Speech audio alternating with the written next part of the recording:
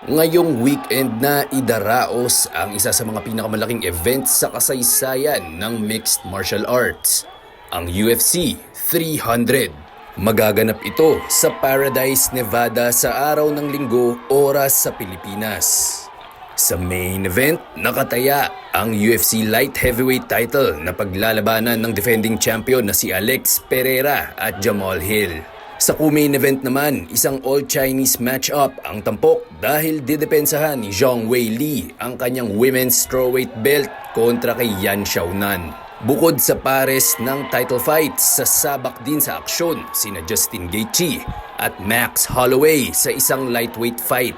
Lalaban din dito ang dating 155-pound division champion na si Charles do Bronx Oliveira at ang rising contender na si Arman Tsarukyan sa isang title eliminator bout.